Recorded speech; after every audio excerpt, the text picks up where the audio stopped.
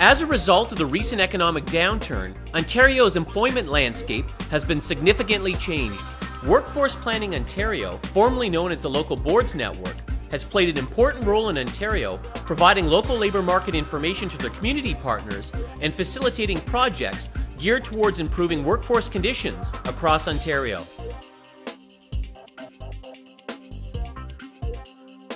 The North Superior Workforce Planning Board is currently working towards increasing the number of Aboriginal people in the skilled trades across Northern Ontario.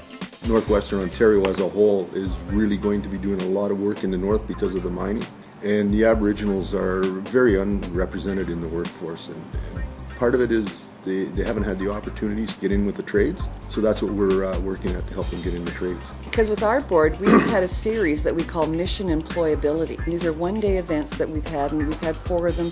And we've covered the tourism sector, skilled trades, biomedical, and I think that's how we've really raised our profile in the community in Northwestern Ontario, that we're going to the people and getting their input and sharing information.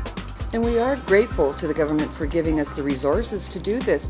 In order to help recently laid off workers in the forestry and manufacturing sectors, the Northwest Training and Adjustment Board developed the Affected Workers website, providing resources and information to help individuals and families coping with job loss.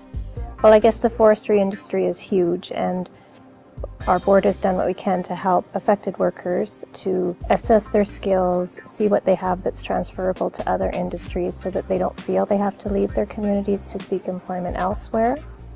We also have a large Aboriginal population, and sometimes their expectations and employers' expectations don't match up. So we've done some publications to try to smooth the waters there and let each other know what the parties expect. Youth tend to think, oh, there's nothing here in Northwestern Ontario for me, I need to go somewhere else to get a better job. So helping them to assess what's in their communities rather than migrating elsewhere. The Sudbury-Manitoulin Workforce Partnerships Board hosted the Aboriginal Think Tank with the goal of improving First Nations student success through mentoring, tutoring, and community support. This is a very important session because the intent is greater student success. We're talking elementary school, secondary school, and how can we support their transition to also have success, whether they enter the labor force or go into college or university or even a trade or apprenticeships.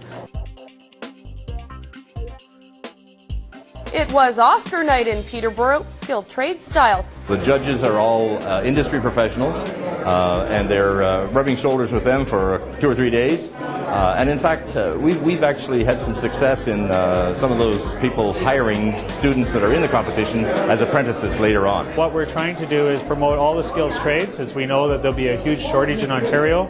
So it's a great opportunity for kids with our partnership with the Workforce Development Board to promote the skills trades in all the areas. The Thousand Islands Region Workforce Development Board, in partnership with the Labour Market Group of Renfrew and Lanark, adapted the Making Sense of Apprenticeship booklet and produced a multimedia tool to promote the value of hiring apprentices within the skilled trades. The skilled trades is highly demanding, it's highly competitive, it's not a fallback industry anymore, so that the people that are coming into the trade they're more motivated.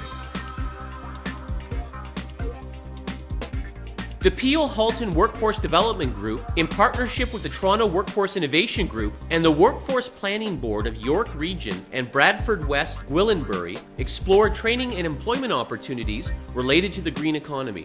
It's nice seeing different parts of the community come together, especially the different partners, and try to work out the solutions, which is great. And when you see things that are successful happen, like that green initiative thing that we've just done, was just fantastic to see 3 different boards come together. All of a sudden you have a whole area looking at how can we all work together to get this thing gone in the right direction. I volunteer on the planning board because I see it as the agency within the region that transcends the economy, transcends education, transcends social work and governance.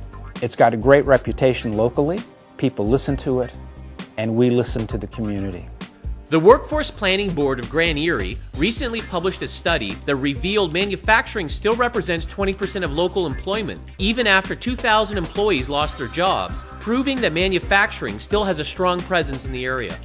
We did the study, and then we had a forum which we called Manufacturing Dead or Alive, which really did bring a number of people to the table to talk about it. And we could look at, what kind of jobs were lost, what kind of jobs are gaining, what new jobs are on the forefront. One of the things we found out that small and medium-sized businesses are growing. Together, Workforce Planning Ontario aims to make a difference with the help of their community partners. The workforce development boards are there to ensure that things are still happening in the community, that the government is hearing what is happening in each local community, because as we know throughout Ontario, it's all different. The flavor is so different depending on what the economic challenges are. We have a pretty diverse board and they all contribute something different, and so I think if people come together and do that, as a whole, we're much more powerful. The data piece is important because we have real information upon which people can make decisions. We have a mix of rural and urban, so you have to really, in service planning, take those different needs into consideration when you're planning. So I think that the TOPS report does a good job of covering the large geographical area.